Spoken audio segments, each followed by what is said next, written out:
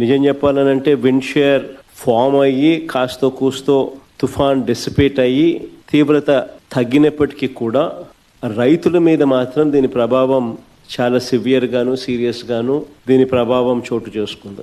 తాళ్ళు ఎక్కువ వచ్చే పరిస్థితుల మధ్య దిగుబడి తీవ్రంగా తగ్గే పరిస్థితి వాళ్ళ రైతు తీవ్రంగా నష్టపోయిన పరిస్థితులు ఎక్కువగా కనిపిస్తూ ఉన్నాయి.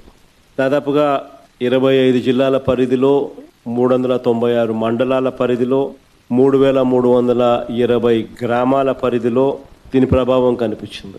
ఇలాంటి పరిస్థితుల్లో రైతులకు మనం తోడుగా నిలబడాల్సిన అవసరం చాలా ఉంది. దాదాపుగా 15 లక్షల ఎకరాల మీద దీని ప్రభావం పడతా ఉంది. దాదాపుగా ఇందులో 11 లక్షల ఎకరాలు వరి మీదనే ప్రభావం పడతా ఉంది.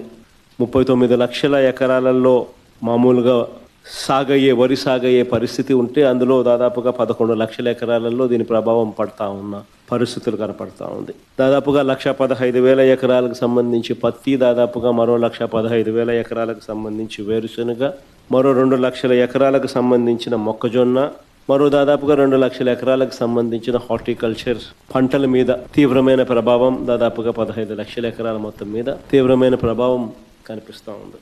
ఎందుకనంటే ఇంతకుముందు ఎప్పుడు కూడా ఇలాంటి వరదలు కానీ తుఫాన్లు కానీ ఇలాంటివి కరువు కానీ ఇలాంటి ఏ పరిస్థితి వచ్చినా కూడా మన హయాంలో ప్రతి ఒక్కరికి కూడా ఈ క్రాప్ జరిగేది. ఆర్బీకే వ్యవస్థ అన్నది అప్రమత్తంగా ఉండేది. ఉచిత పంటల బీమా అన్నది మన హయాంలో రైతులకు అందుబాటులో ఉన్న పరిస్థితుల మధ్య ప్రతి రైతుకు ఒక భరోసా ఉండేది.